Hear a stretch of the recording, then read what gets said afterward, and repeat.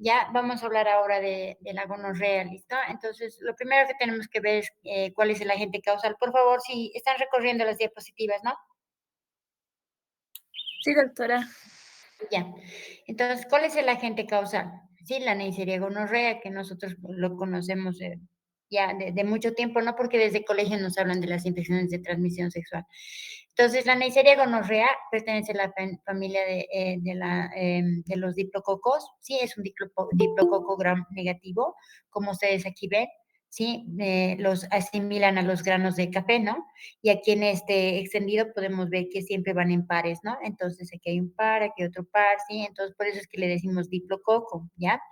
Es una bacteria gram negativa, ¿ya? Es muy lábil a condiciones físico-químicas adversas, entonces una bacteria que cuando hacemos nosotros el cultivo tenemos que cerciorarnos que esté en un ambiente adecuado para que pueda desarrollar. Entonces estos cultivos deben ser medios enriquecidos, ¿listo?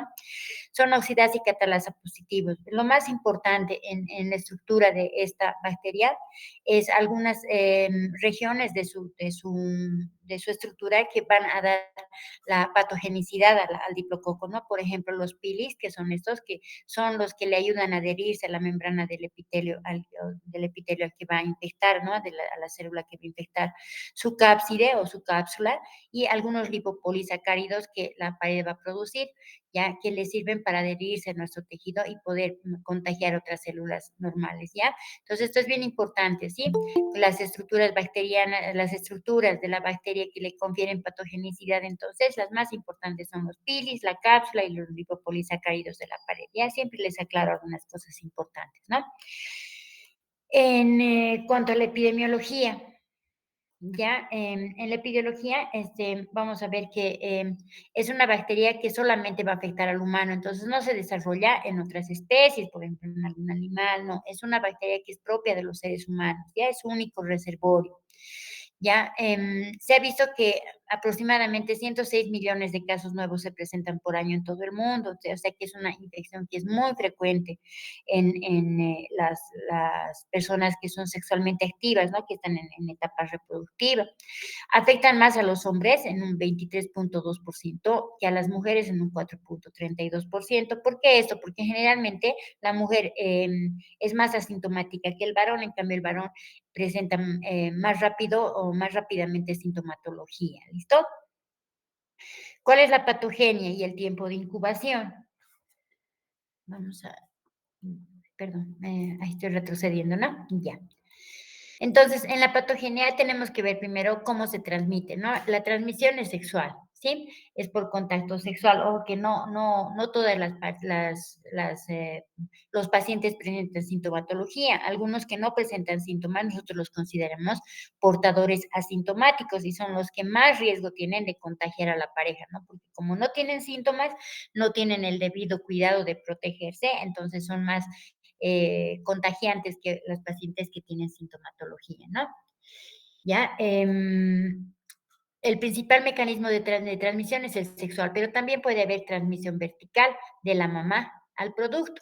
¿Ya? ¿En qué momento puede contagiar la mamá al bebé? En el momento de pasar por el canal del parto, o sea, en el momento del parto. ¿Y qué es lo que le puede producir? Puede producirle una infección conjuntival que incluso si es que no la tratamos adecuadamente, se puede complicar y llegar inclusive a una ceguera secundaria a la gonocosia. ¿Listo? Entre la gente adulta y los niños y los recién nacidos hay un grupo etario al medio, ¿no? Que son los niños. Entonces, nosotros cuando encontramos una niña, un niño que son portadores de la gonorrea, siempre tenemos que sospechar y ver y descartar que no haya sido víctima de un abuso sexual, ¿listo? Ya que el primer mecanismo de transmisión es vía sexual, ¿no? Entonces, ¿cómo se puede contagiar un niño? Obviamente hace años han nacido por canal del parto, no es la vía. No está en edad sexualmente activa. Por eso es que siempre que tenemos un niño con gonocosia, tenemos que descartar abuso sexual, ¿listo? En el varón, la sintomatología siempre se presenta en las primeras 2 semanas. En cambio, en la mujer puede tardar un poquito más, perdón, en la mujer puede ser un poco más rápido, de 8 a 10 días. Sin embargo, los síntomas son tan leves que la paciente no le da importancia generalmente, ¿ya? El cuadro clínico. Me he pasado un ratito. El cuadro clínico.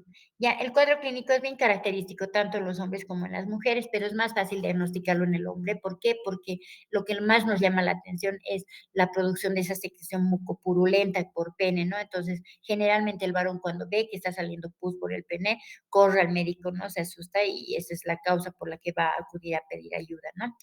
En el hombre, en las primeras 2 semanas después del contacto sexual con un paciente enfermo, lo que va a tener o va a sentir primeramente es una uretritis.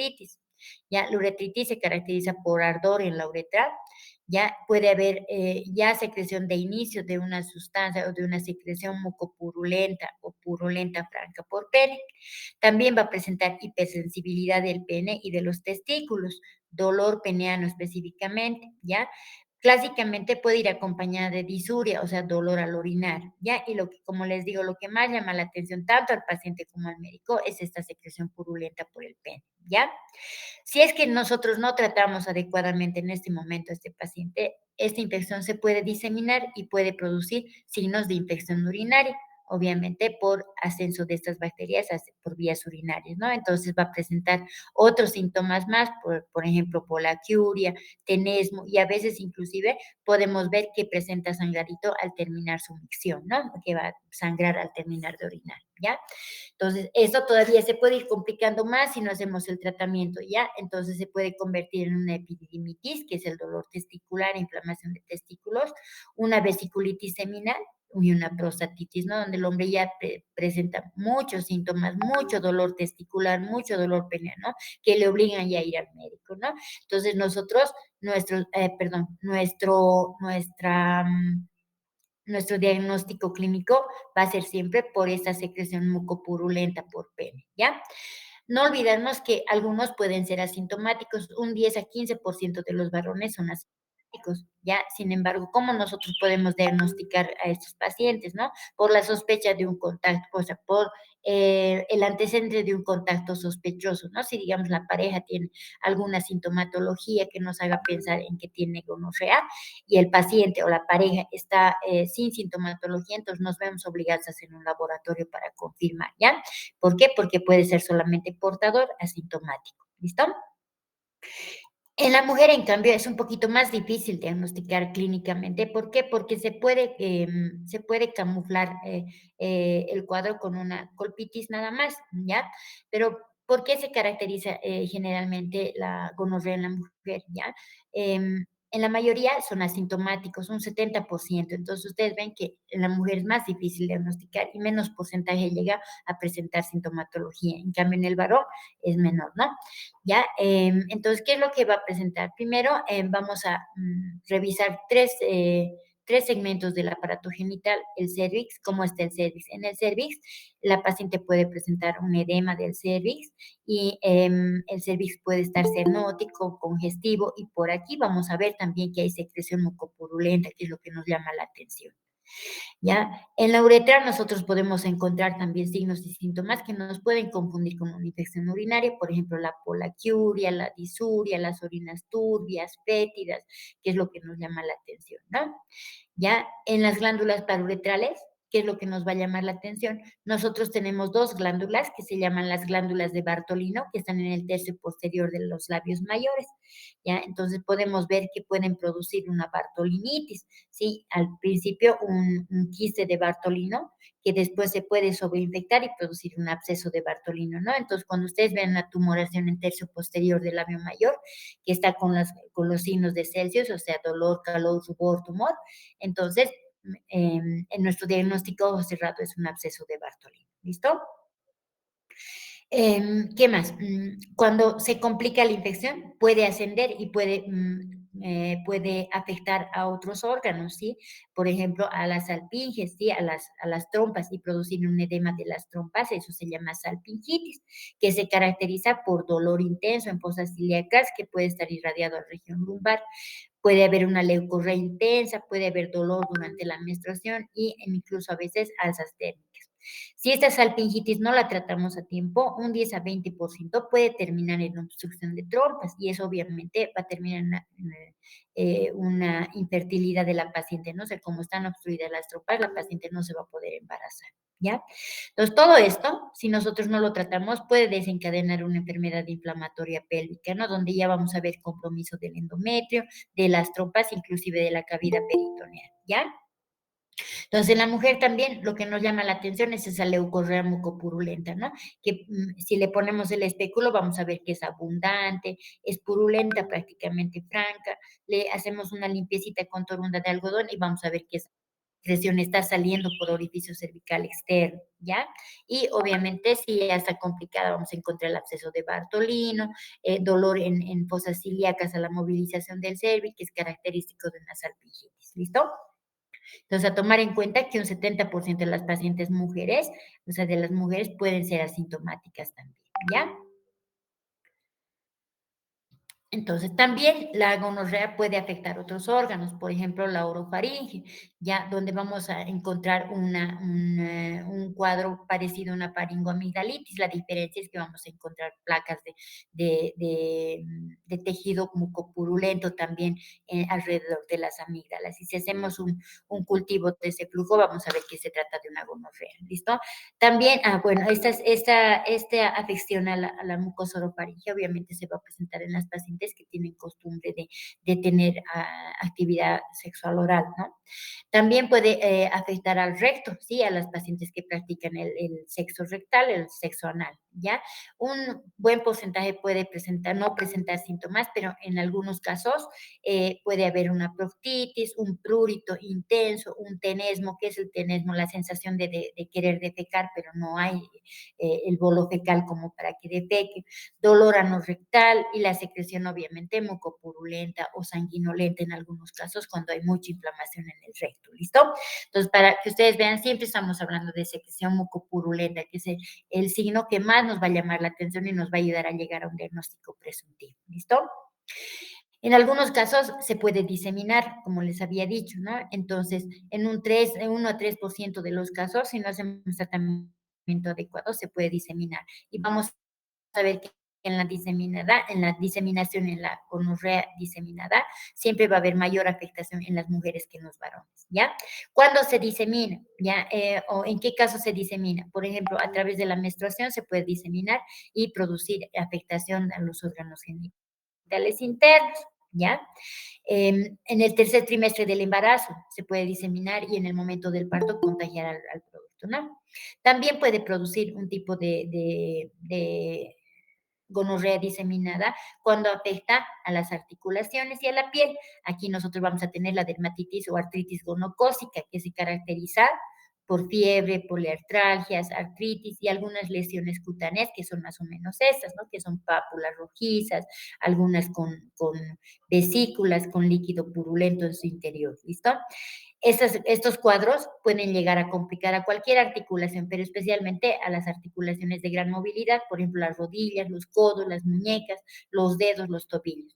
Y si es que se complica, puede llegar a ser una artritis séptica, ¿listo? Entonces, esas son las complicaciones más frecuentes en los pacientes con gonorrea, o sea, no son pocas, ¿no? ¿Ya? En la gonocosia infantil, ¿qué es lo que nosotros encontramos? Cuando yo encuentro una niña o un niño con gonorrea, lo primero que tengo que descartar es si ha habido abuso sexual, ¿ya? Porque no hay otra forma de contagio. Ya en las niñas, la gonorrea se caracteriza porque la paciente va a presentar una vaginitis, o sea, va a presentar una inflamación de la vagina, con un exudado mucopurulento, la paciente se va a quejar de ardor, dolor vulvar, ¿listo? Y en los niños, una uretritis que generalmente la confundimos con una infección de tracto urinario, ¿no? Ya el paciente se queja de dolor al orinar, pero en el niño vamos a encontrar la secreción mucopurulenta al hacer excreción del pene, ¿ya? Entonces eso es lo que me va a llamar la atención en un niño y si yo tengo estos síntomas y signos, yo debo hacerle un examen para descartar gonocosia y si es que es positivo, tengo que dar parte para que sean las averiguaciones correspondientes para descartar si es que es un abuso sexual, ¿ya? En los niños que han nacido de mamás contagiadas con gonorrea, con mamás con gonorrea activa, lo más frecuente es que se presente una oftalmia neonatal, ¿sí? O sea, una conjuntivitis, es una afectación de la conjuntivitis que va a adquirir el producto al pasar por el canal del parto. Normalmente, después de 2 a 5 días después de nacer, el bebé va a empezar a presentar algunos síntomas. ¿Por qué se caracteriza? Porque también va a haber un exudado purulento en los ojitos, ya va a haber edema bipalpebral, eritema, ya inclusive si esto se complica, no hacemos el tratamiento adecuado, puede llevar a una queratitis y a la ceguera del producto por el gonococo, ¿listo? Entonces, por eso es importante que nosotros podamos diagnosticarlo a tiempo, ¿ya? El diagnóstico. Ya, el diagnóstico se puede hacer un cultivo de estas vesículas donde vamos a encontrar gran cantidad de los gonococos, ¿sí? En el varón, en todo caso, tendríamos que hacer de la uretra, del recto o de la bucofaringe, dependiendo dónde encontremos esa secreción mucopurulenta que es característico de la gonorrea, ¿ya? En la mujer tendríamos que tomar el cultivo del cuello uterino, donde vemos que está como en esta fotito, está presente eh, este flujo, esta secreción mucopurulenta, ¿ya? Entonces, ese medio se tiene que cultivar en agares especiales, ¿no? Enriquecidos, ¿ya? Donde vamos a ver el desarrollo de los diplococos, ¿ya? Podemos hacer una microscopía, ya podemos hacer una microscopía de campo oscuro, podemos hacer la tinción GRAM, donde vamos a poder ver también el diplococo, como hemos visto en una de las fotitos que hemos pasado ya, que no así. Sí, una tinción GRAM, vamos a ver que es gram negativo y característicamente vamos a poder ver los diplococos, ¿ya? También podemos hacer estudios serológicos, ¿sí? Técnicas de amplificación de ácidos nucleicos, podemos hacer la serología, lo que nosotros le decimos ELISA, ¿no? Cuando yo tengo una paciente que tengo sospecha clínica de que tiene gonorrea, en nuestro medio es difícil acceder al cultivo porque en el SUS no nos cubre. La microscopía es un poquito difícil porque en los laboratorios tienen que tener cierta experiencia para hacer una lectura adecuada, una tinción adecuada de los gonococos, ¿no? Lo que más pedimos nosotros es la serología para gonorrea, que es el ELISA, ¿listo? ¿Ya? Ahora, cuando nosotros tenemos un diagnóstico ya definitivo, perdón, cuando estamos pidiendo los diagnósticos, las pruebas de diagnóstico, tenemos siempre que hacer diagnóstico diferencial, ¿ya? Por ejemplo, en los varones que presentan uretritis, yo tengo que descartar el herpes genital, ¿ya? Con uretritis, o la uretritis por clamidia trichomatis, la uretritis por ureaplasma ureolítico, por tricomona vaginal o el síndrome de Reiter, ¿no? Sin embargo, es fácil hacer el diagnóstico diferencial. ¿Por qué? Porque ninguna de estas va acompañada de un flujo mucopurulento franco como en la gonorrea. Y en las mujeres, obviamente, lo primero que presenta la mujer es una cervicitis. En ella tengo que hacer el diagnóstico diferencial con la clamidia o con el virus del herpes simple, ¿no? Entonces, en estos casos también ni la clamidia ni el herpes va a producir una secreción mucopurulenta, ¿ya? Ojo que también puede ser pregunta de examen, ¿ya? Entonces, una vez que yo ya recibido el resultado de mi serología y confirmo mi diagnóstico, tengo que hacer mi tratamiento. Ya el medicamento de elección y por norma es la ceftriaxona a dosis de 1 gramo intramuscular dosis única, ¿listo? Una ampolla de 1 gramo intramuscular dosis única. Ya, si es que la paciente tiene hipersensibilidad a la ceftriaxona, entonces puedo usar en algunos casos la cefixima, ya que viene de 400 miligramos, asociado a la citromicina, que viene de 1 gramo. ¿Listo? Es un tratamiento alternativo, pero tiene que ser siempre combinado en dosis única también. Si es que hay resistencia, si es que yo ya le he hecho el tratamiento con ceftriaxona, no me ha ido bien, he hecho la cefixima con acitromicina, no me ha ido bien, veo que hay resistencia, en algunos hospitales se usa la spectinomicina, ya que viene de 1 gramo también, dosis única, o la gentamicina en dosis alta de 280 miligramos intramuscular, dosis única, ¿ya? Sin embargo, hemos visto que la gonorrea, el gonococo, es hipersensible a la ceftriaxona, entonces con la ceftriaxona en la mayoría de los casos va muy bien el tratamiento, ¿ya? Obviamente, después de hacer el tratamiento, por lo menos una semana después, yo debo hacer un laboratorio de control hasta ver que se negativice mi serología, ¿ya? Entonces, ¿Cuáles son las recomendaciones para que nosotros evitemos contagiarnos de gonorrea? Sí, obviamente la abstinencia de relaciones sexuales hasta una semana después de que la pareja ha concluido su tratamiento, si es que ha sido diagnosticada de gonorrea, ¿listo? O sea, una vez que haya terminado su tratamiento, debo esperar una semana y obviamente pedir un laboratorio de control y verificar que ya está negativo para poder iniciar nuevamente mi vida sexual, ¿listo? Si hay infección gonocócica diseminada, obviamente el paciente debe ser internado. ¿Para qué? Para recibir tratamiento endovenoso horario, ¿ya? El estudio de las parejas con contacto sexual es medio difícil, ¿no? Cuando uno está enamorando o se casa, no tenemos la costumbre de decirle hasta los laboratorios, quiero ver que esté sano. Entonces, medio difícil es esto, ¿no? Pero es importante que se haga un estudio, obviamente, de la pareja cada cierto tiempo, como nosotros acudimos al Papá Nicolau. Ideal es siempre no confiar en nadie, ¿no? Ni en la pareja, como dicen, y hacernos nomás un estudio también para descartar ITS, ¿ya? En el recién nacido, ¿cómo evito que el recién nacido tenga una oftalmia gonocócica? Ya se hace una profilaxis con ceftriaxona endovenoso o intramuscular a los niños que han nacido de madres infectadas, ¿ya? Y además se le puede poner también un ungüento de eritromicina al 0,5% en cada ojo, aplicación única, si es que ha nacido de una mamá contagiada, ¿no? Entonces, tenemos cómo prevenir que la infección avance, ya parar en seco, como dicen, apenas se ha contagiado, ¿listo? Y también, obviamente, debemos prevenirlo, ¿no? Entonces, ¿cómo nosotros vamos a prevenir? Obviamente, teniendo una educación sexual adecuada y usando el preservativo, tranquilamente podemos evitar infectarnos del gonococo. ¿Listo? ¿Hasta aquí alguna pregunta?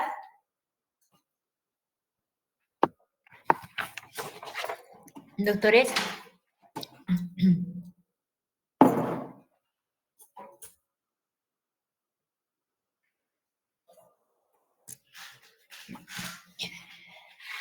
¿Ninguna?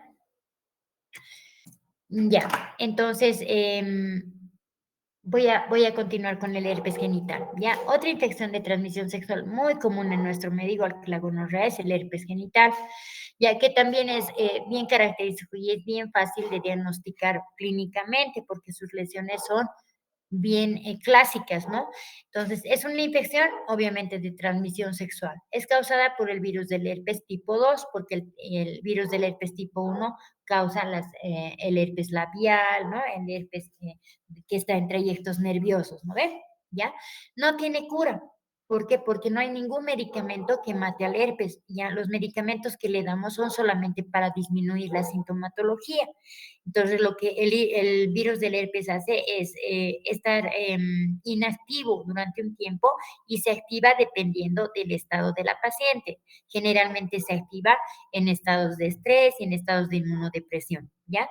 La principal vía de transmisión, la sexual, ¿ya? Es más común en mujeres que en hombres, ¿ya? Vamos a encontrar muchas mujeres que tienen lesión, ¿ya? También puede haber una transmisión vertical de la mamá al producto, ¿ya?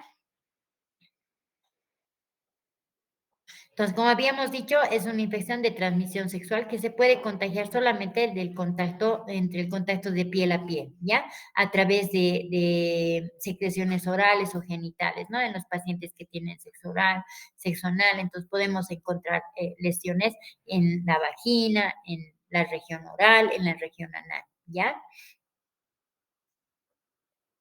Ya, vamos a hablar un poquito de la replicación viral. La replicación viral tiene algunos pasos, ¿sí? Primero vamos a encontrar la absorción o adhesión, ¿ya? Absorción o adhesión de la célula del virus, donde este virus se va a adherir a la superficie de la membrana celular, como podemos ver aquí, ¿sí? Primero se adhiere a esta superficie a través de algunas glicoproteínas que produce su cápsida. Luego de adherirse, va a empezar a penetrar, ya penetra la envoltura lipídica del virus y esta envoltura lipídica del virus se va a unir a la membrana de la célula y lo va a penetrar, como ya vemos aquí. Sigue el siguiente paso, que es la decapsidación, donde el virus pierde su cápsula y queda el DNA al desnudo. ¿Ya? Entonces, este DNA al desnudo va a ser el que va a sufrir una síntesis de transcripción, se va a transcribir viral, ADN viral. Después de transcribirse, se va a traducir algunas partículas, se va a ensamblar y luego se va a replicar.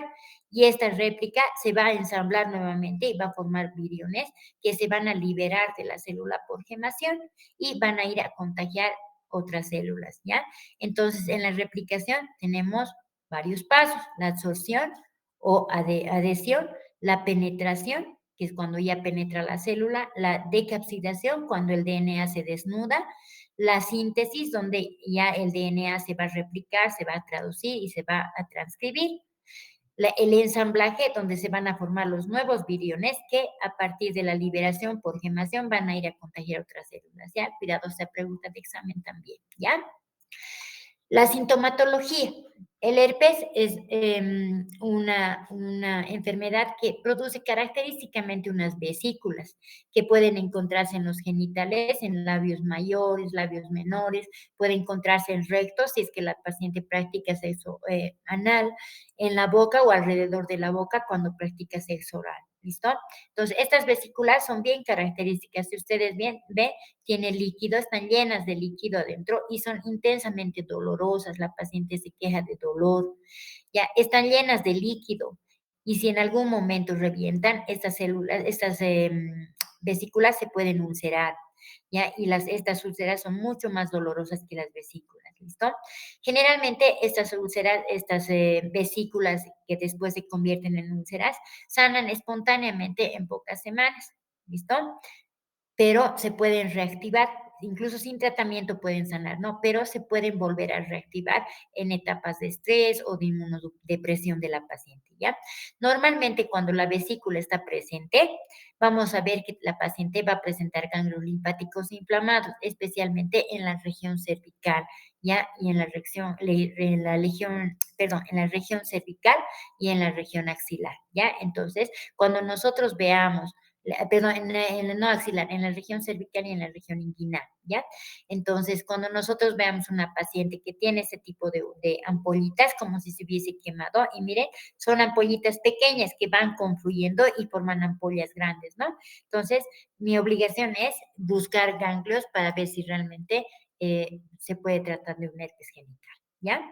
Entonces, ustedes ven que clínicamente, por la clínica nomás, yo ya puedo decir parece un herpes. Entonces, tengo que confirmar mi diagnóstico, ¿listo?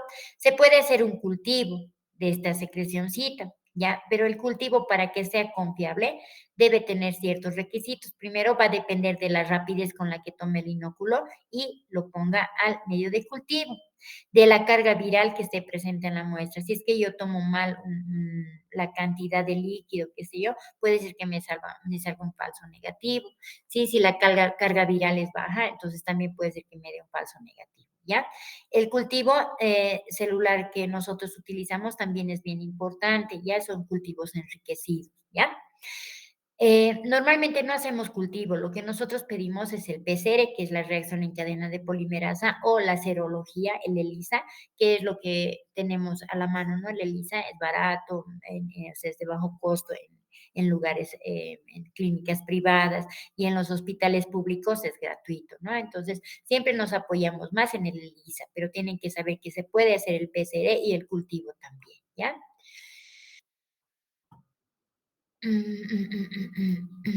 Ya. Entonces, una vez que yo ya tengo mi tratamiento, mi diagnóstico, debo hacer el tratamiento. Entonces, en el tratamiento voy a usar un antiviral. Ya, el antiviral tiene muchos objetivos. Primero, disminuir la duración de los síntomas y la gravedad de los síntomas, ¿sí? Si, digamos, yo empiezo a tomar mi tratamiento, apenas aparece una úlcera, entonces no van a aparecer otras, no van a confluir, ¿no? Y va a ser menor la lesión.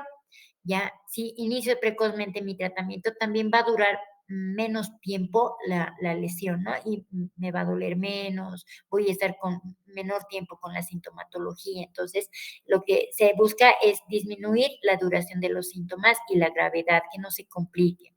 Acelerar la curación de estas lesiones, porque como son muy dolorosas, el paciente sufre mientras las lesiones están frescas, como para que me entiendan.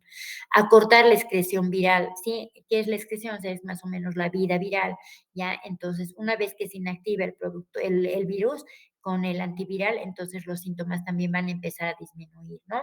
Y si hago tratamiento precoz, también va a disminuir el riesgo de que haya muchas recurrencias, o sea, va a ser raro que yo presente recurrencias. ¿listo? Entonces, lo que tengo que hacer con estos pacientes no es solamente darle un antiviral, también tengo que hacer manejo del dolor. Si el paciente tiene una úlcera que le duele, mínimamente le tendré que dar un analgésico. Puedo usar algunos analgésicos locales, por ejemplo, la lidocaína en crema o pomaditas para que se ponga al lugar de la lesión que le duele tanto. Ya, entonces mi tratamiento debe ser local con un analgésico y sistémico, obviamente, también puedo darle un analgésico más o antiviral para que el paciente esté asintomático lo mejor posible, ¿no? También debo tomar medidas higiénicas, obviamente, buena dieta, ¿sí?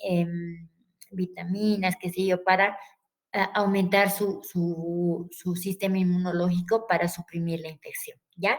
Entonces, ¿qué es lo que nosotros usamos? Aquí están todos los medicamentos. El de elección y por norma es el aciclovir de entrada, ¿ya? El aciclovir viene en tabletas de 400 y 800 miligramos, ¿ya? Se da 3 veces al día. Cuando uso el de 400 miligramos, 3 veces al día durante 5 a 7 días, dependiendo del tamaño y de la gravedad de la lesión. ¿Ya? Incluso se puede ampliar el tratamiento hasta 10 días, ¿ya? Perdón.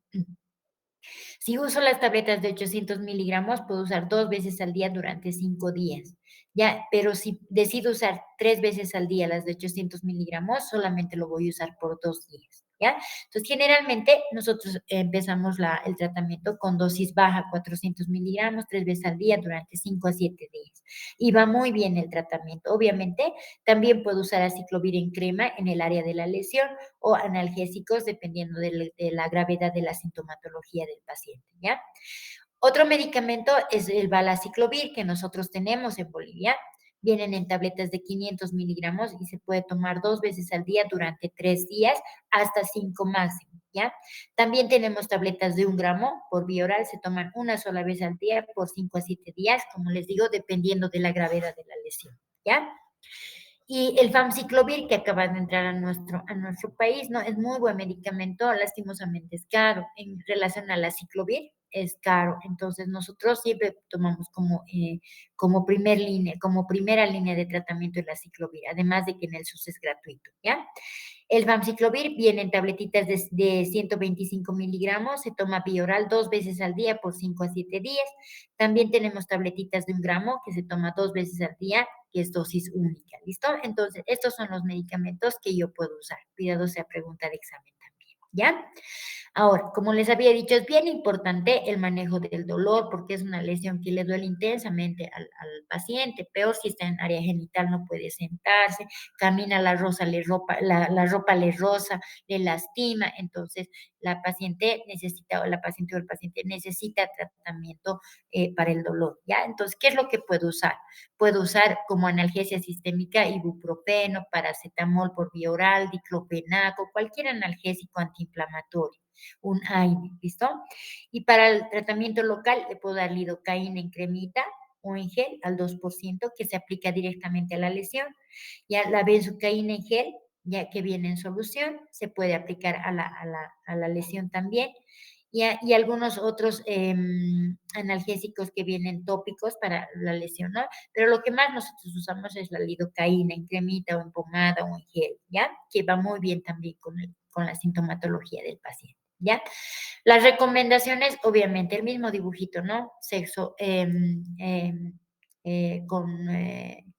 responsable, con educación, ¿no? La educación sexual es bien importante y obviamente la protección, ¿ya? Con el preservativo. Sin embargo, en el herpes hay algunos libros que dicen que el preservativo no es o sea, no es un anticonceptivo que nos pueda proteger del herpes al 100%, ya que la porosidad del látex es mayor al diámetro del virus del herpes. Entonces, tampoco nos garantiza que no nos vayamos a contagiar, ¿no?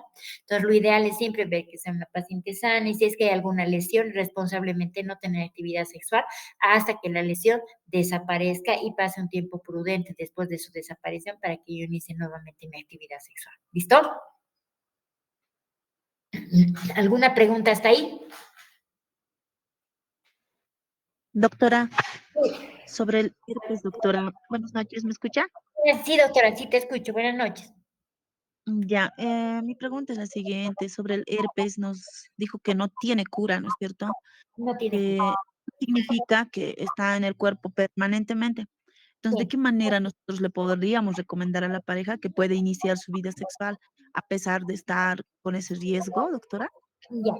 La etapa contagiante es cuando está presente la lesión, o sea, la vesícula, ¿ya? O está en vesícula o está en úlcera, ¿ya? Y cuando está descamando, cuando seca esta úlcera y está descamando, también puede haber una etapa contagiante. Por eso es que les digo, lo ideal es que una vez que la paciente deje de tener sintomatología, o sea, la lesión esté curada, ya una semana después recién puede iniciar su actividad sexual, cuando ya no haya riesgo de contagio. ¿Listo? O sea, de recontagio al final, ¿no? Porque si la paciente tiene herpes, va a contagiar a la pareja en algún momento que tenga la lesión, ¿no? Porque hay algunas lesiones que no se ven, puede estar en vagina también la úlcera, ¿no? Entonces, y la paciente solamente siente el dolor adentro y como les digo, sin tratamiento puede sanar espontáneamente, entonces no le hace caso omiso de la lesión, no va al médico porque no ve nada afuera, ¿ya? Y puede contagiar a su pareja. Entonces, lo que hay que evitar es tener actividad sexual cuando la lesión está presente. Una vez que termine el tratamiento, esperar 7 días después iniciar su actividad sexual, ¿ya? Está bien, doctora, muchas gracias. A usted, doctora, ¿alguna pregunta más?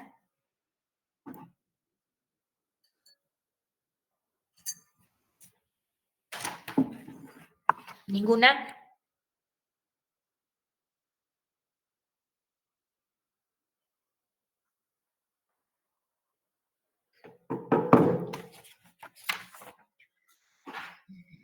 Ya, entonces hablaremos del papilomavirus, este virus al que más le tememos las mujeres. ¿Por qué? Porque nos predispone al cáncer de cuello uterino, ¿no ve?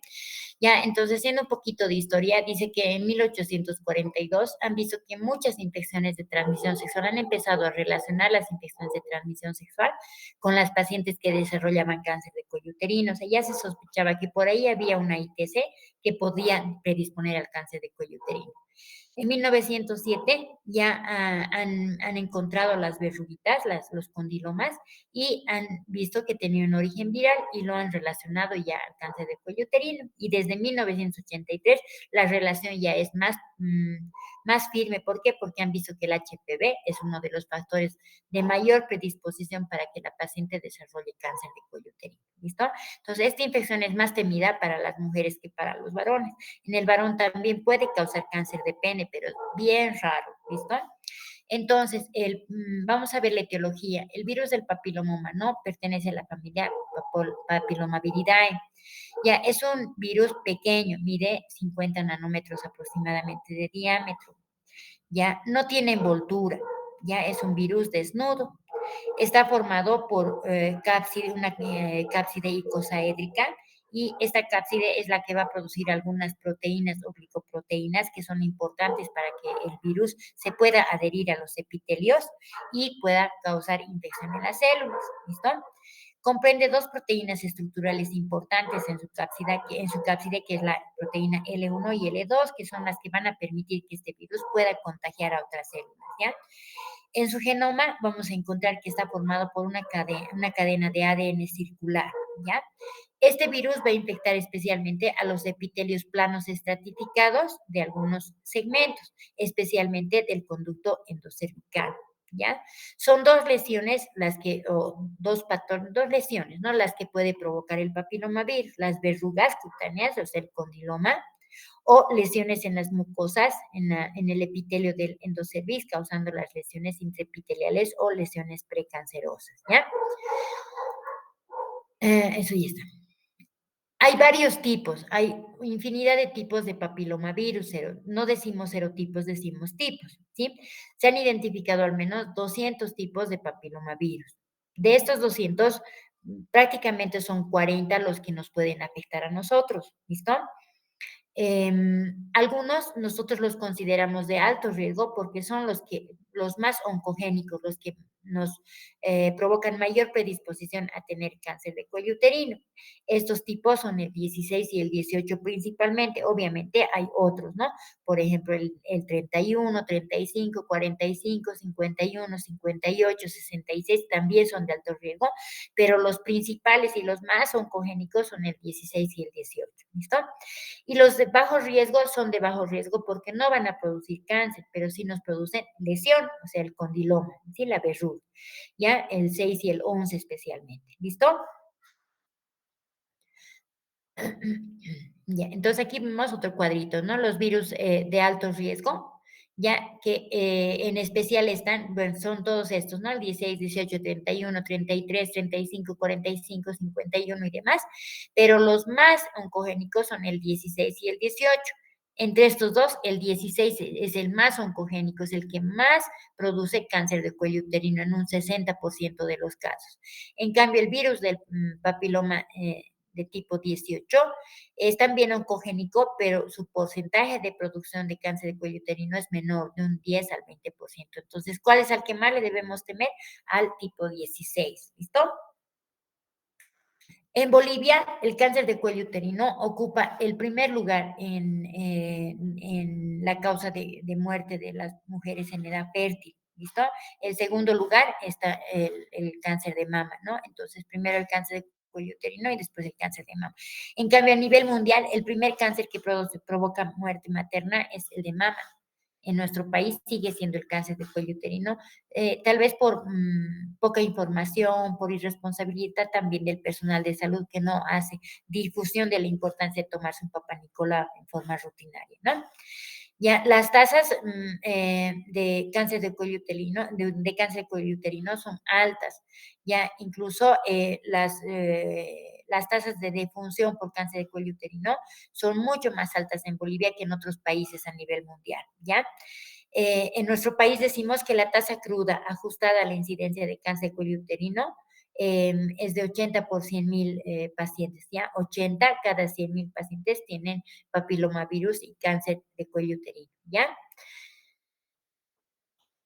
Vamos a seguir hablando de la epidemiología. Sí, la incidencia de la infección genital por virus del papiloma humano va a incrementar siempre cuando ya iniciamos la actividad sexual. ¿Sí? ¿Por qué? Porque hemos dicho que es una infección de transmisión sexual.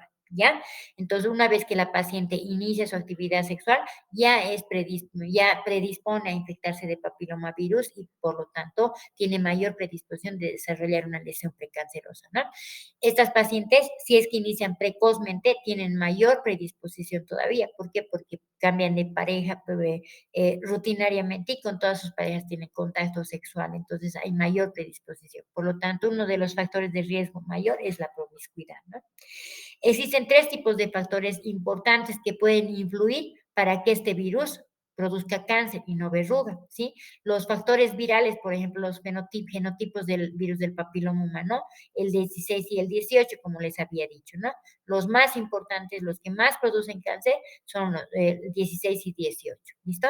La respuesta inmune del huésped, si el paciente tiene un sistema inmunológico adecuado, obviamente de alguna manera se va a defender del virus, pero si está inmunodeprimido, el virus va a ser más fuerte y va a poder desarrollar una lesión. Algunos factores ambientales, nosotros nos referimos a los factores ambientales, a factores de riesgo que tengan las pacientes para tener cáncer, por ejemplo, el tabaquismo, ¿sí? Ustedes saben que el tabaco es oncogénico. La multiparidad, porque dice que mientras más partos tiene la paciente, más se vierte la mucosa endocervical y queda expuesta a infecciones.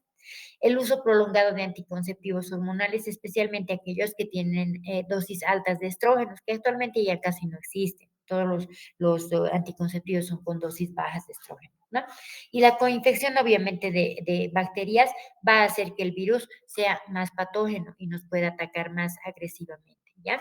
Entonces, entre los factores de riesgo, les he dicho la actividad sexual precoz, ¿no? Mientras más precoces son, más número de parejas tienen y mayor contacto sexual. Obviamente, tienen mayor riesgo de tener un ITS. El estado inmunológico de la paciente, el tabaco, el estado hormonal y obviamente es bien importante también la predisposición genética. Si yo tengo un antecedente en mi familia de que ha habido cáncer, obviamente yo soy portadora de un oncogen, entonces es más fácil que yo desarrolle el cáncer. ¿Listo? La vía de transmisión a ojo cerrado es una infección de transmisión sexual. Se contagia de la pareja por contacto directo, ya sea por contacto de genitales, pene, vagina, por vía oral o por vía anal, si es que practican este tipo de sexo, ¿ya? El virus, perdón, un ratito, el virus va a, una vez que contagia a o sea, el virus una vez que contagia a la paciente, puede tener dos caminos, tener una replicación lenta, ¿ya? Y va a permanecer como una infección latente, ¿ya? El paciente no va a presentar ninguna sintomatología hasta en algún momento de su vida, cuando bajen sus defensas, disminuya su sistema inmunológico, puede empezar a desarrollar las lesiones precancerosas o las verrugas, ¿listo? O puede tener una replicación rápida y producir descamación de los queratinocitos y formar los condinomas, que son generalmente las lesiones que primero presentan, ¿no? Cuando hay replicación rápida, ¿listo? El periodo de incubación va a ser bien variable, dependiendo del sistema inmunológico de la paciente o del paciente, puede ser bien variable. Normalmente va entre 3 semanas a 18 meses, ¿listo? Ya puede permanecer latente durante muchos años y después presentar alguna lesión. Ya eso va a depender de, como les he dicho, la replicación, el tipo de replicación que tenga el virus, lenta o rápida, ¿ya? Un 14% de los pacientes que han adquirido la infección pueden presentar sintomatología, ya a pesar de que, o sea, generalmente eso les voy a explicar, ¿sí? De 3 a 18 semanas después de que el paciente se ha contagiado, va a presentar alguna sintomatología. Algunos pacientes que han sido negativos antes de ese contacto con el que se han contagiado, un 14% va a permanecer negativo, pero va a tener la infección latente, ¿ya? 33% de los pacientes que han producido lesión pueden regresionar espontáneamente, o sea, pueden tener alguna lesión, especialmente las lesiones intraepiteliales de primer grado o NIC1, son las que pueden revertir espontáneamente en 6 meses, ¿no? Lastimosamente, nosotros no sabemos, no hay un signo, un síntoma que nos diga esta paciente se va a revertir espontáneamente o va a avanzar a la siguiente etapa. Entonces, nosotros tomamos un 100% de las pacientes con alto riesgo de que puede llegar al cáncer y las tratamos a todas por igual, ¿ya? En la patogenia, ¿cómo va a actuar este virus? Es bien importante que ustedes sepan, ¿ya? El virus va a penetrar por una solución de continuidad en la piel, ¿ya? Perdón, en el epitelio, ¿ya? Si es que no hay solución de continuidad, igual puede ingresar, ¿ya? Igual puede ingresar. Por la piel también, ¿no? Obviamente, porque es una infección mucocutánea. Entonces, si hay una solución de continuidad, el virus fácilmente va a ingresar hasta la capa basal, que es donde se va a empezar a replicar. Ya, si no llega a la capa basal, lo más probable es que por descamación de las células superficiales el virus se elimine.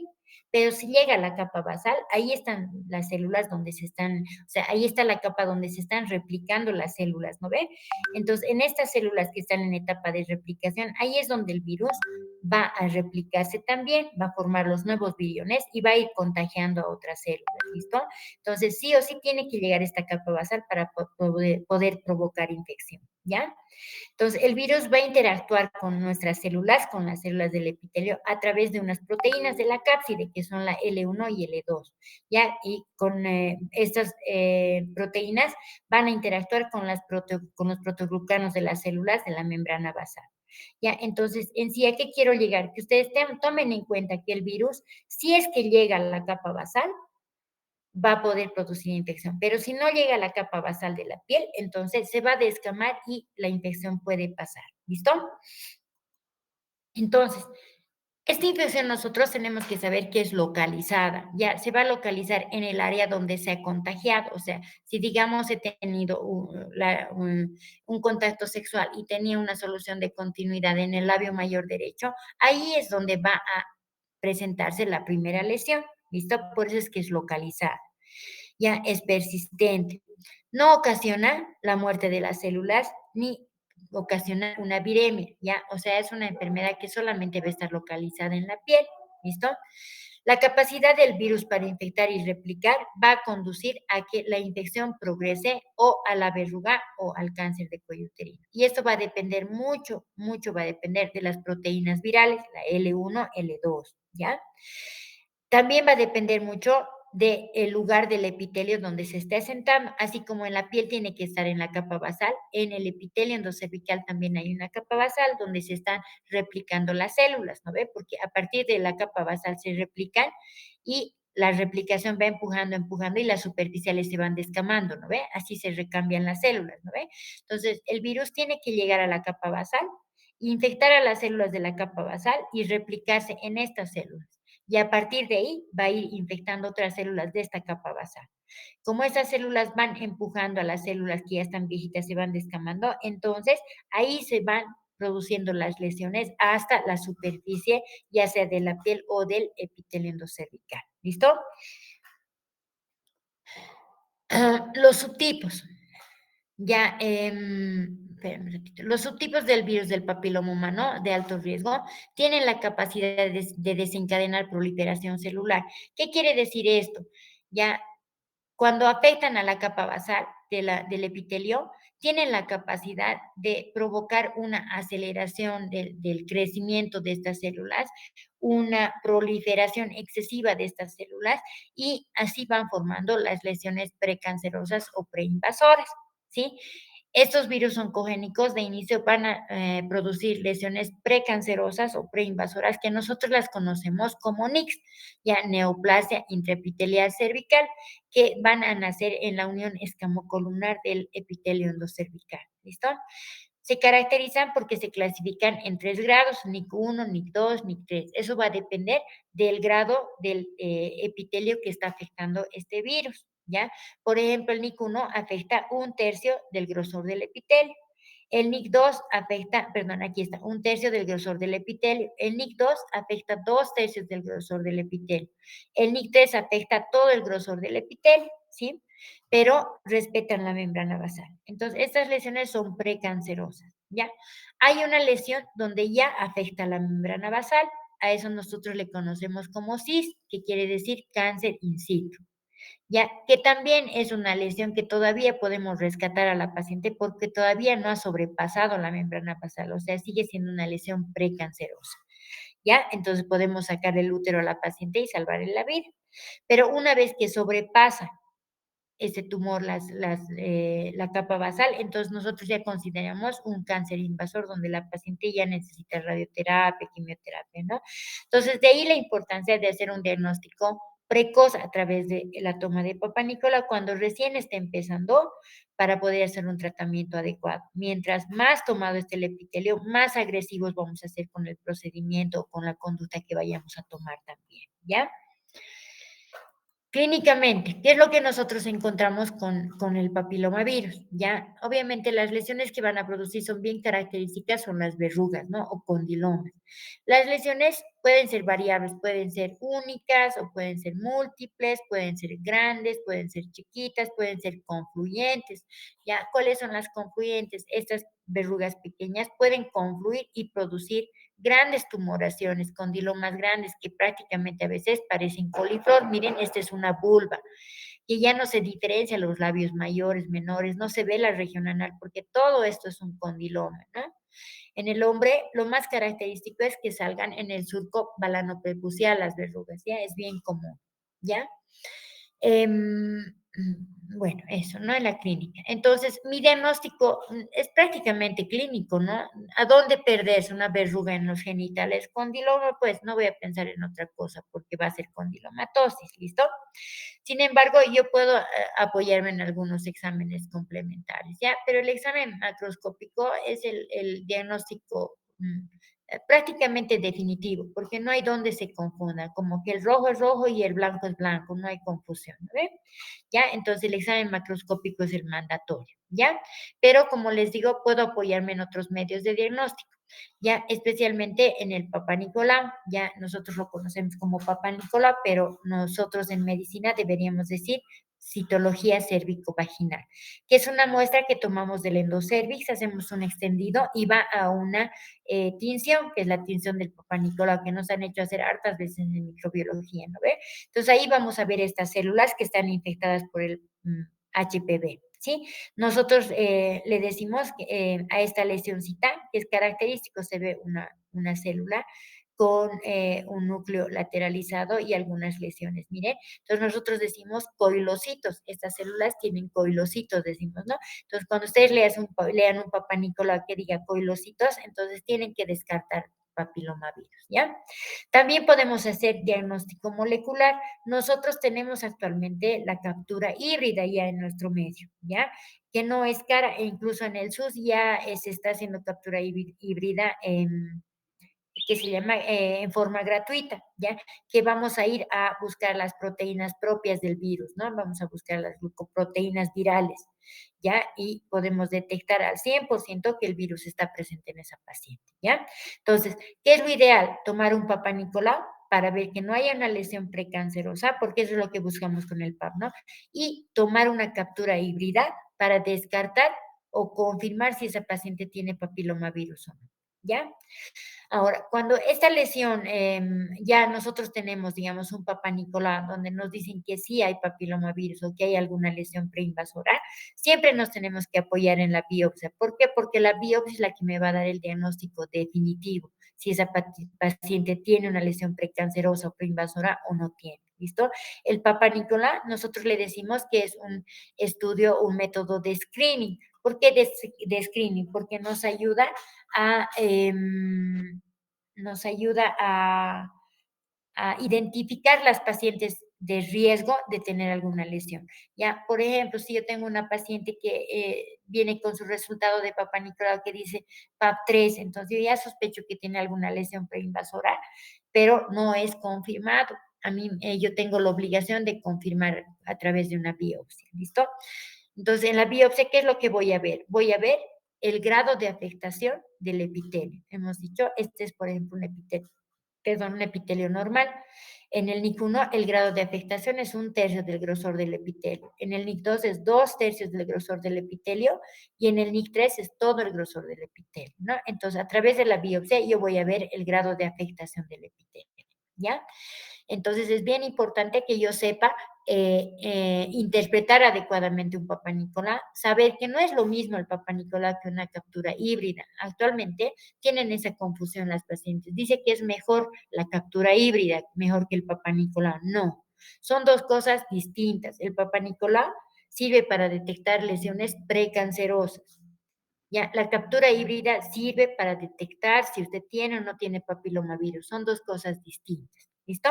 Entonces hay que aclararle siempre a las pacientes.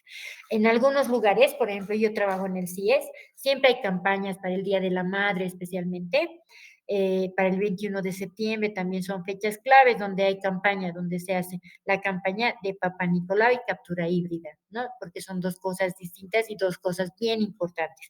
Si yo hago captura híbrida, y me sale positivo de una paciente y la paciente no tiene lesión y su Papá Nicolau está normal, no tiene lesión, pero yo ya sé que esa paciente tiene papilomavirus, entonces tengo que advertirle, decirle, señor, usted tiene papilomavirus, ha salido positiva su captura híbrida. En este momento no hay ninguna lesión, pero usted sí o sí tiene que controlarse porque este virus le predispone a tener cáncer. Entonces tiene que venir cada año sagrado a tomarse el Papá Nicolau. Entonces tengo que hacer educación también a la población para evitar que lleguemos al cáncer de cuello uterino. ¿Listo?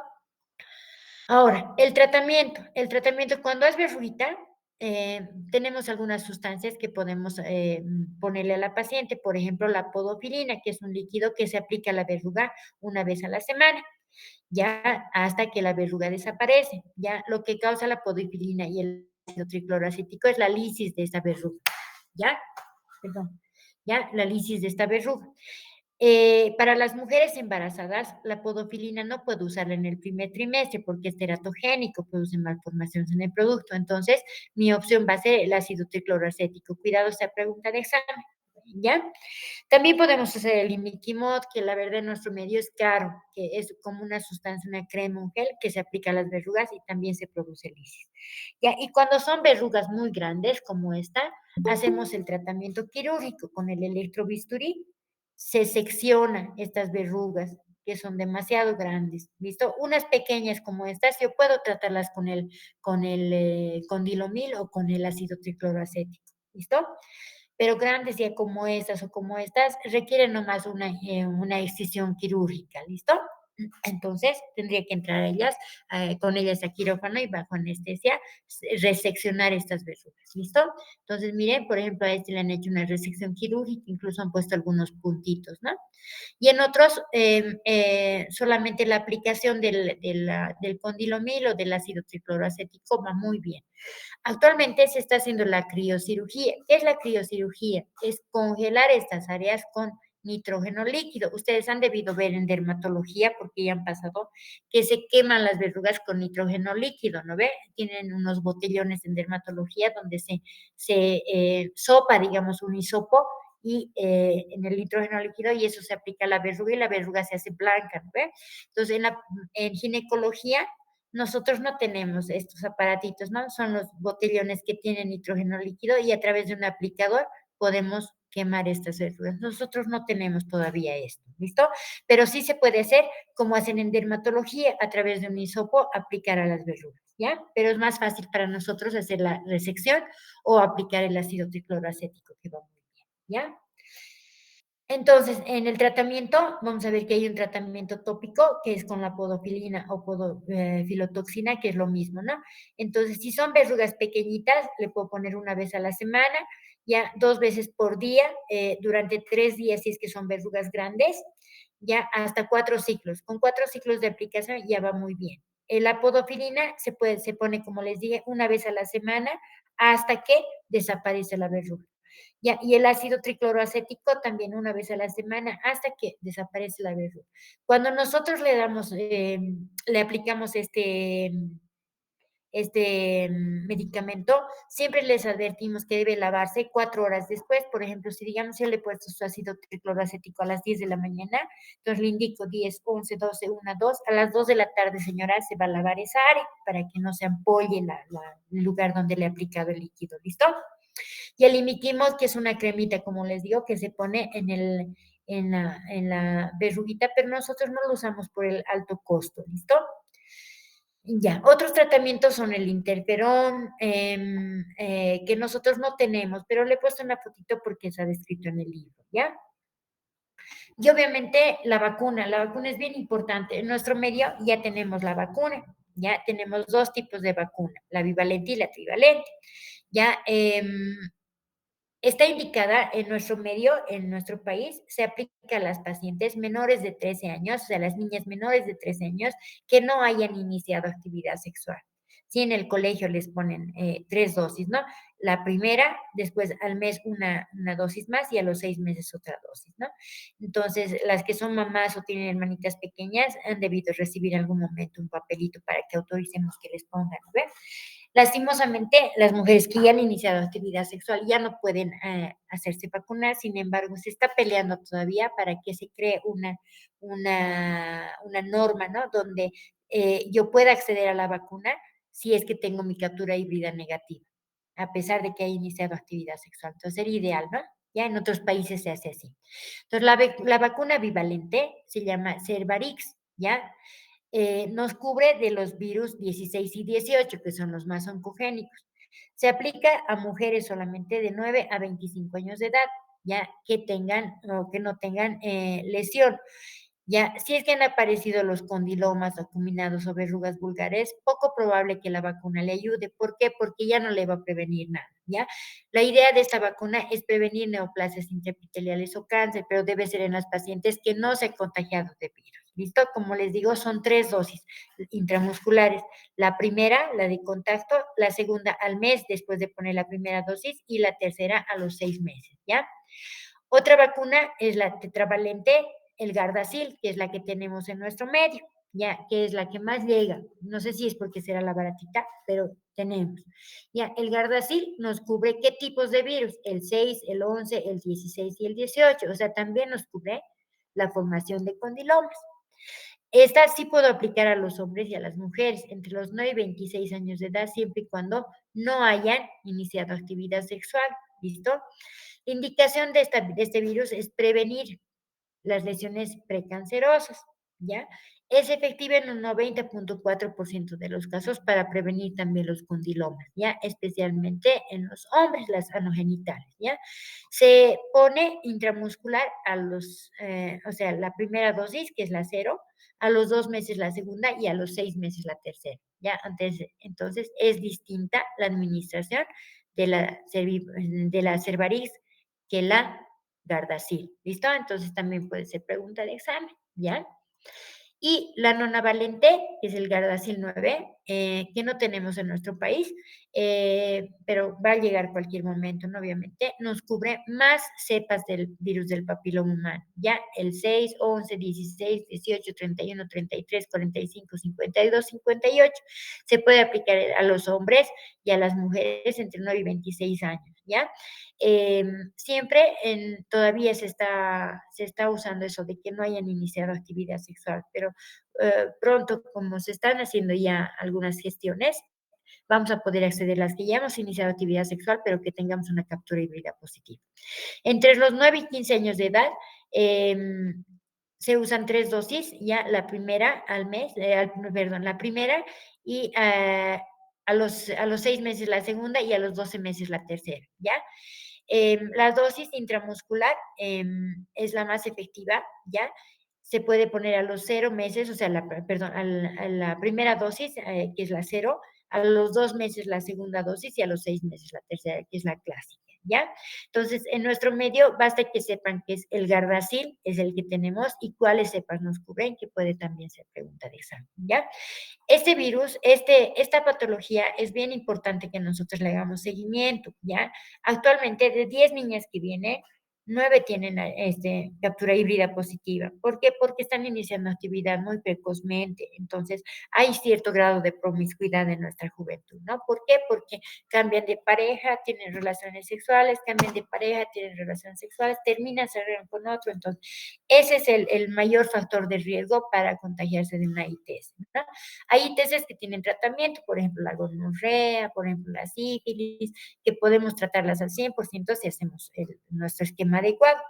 Y ahí sí, obviamente, captamos a la paciente precozmente. Pero hay infecciones que no podemos hacer tratamiento y nos exponemos a enfermedades que nos pueden causar la muerte, como el virus del papiloma humano. ¿Listo? ¿Alguna pregunta? Me secó la garganta.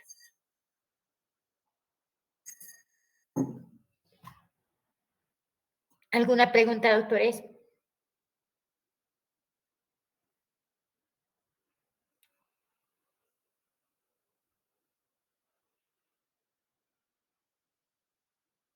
¿Nada?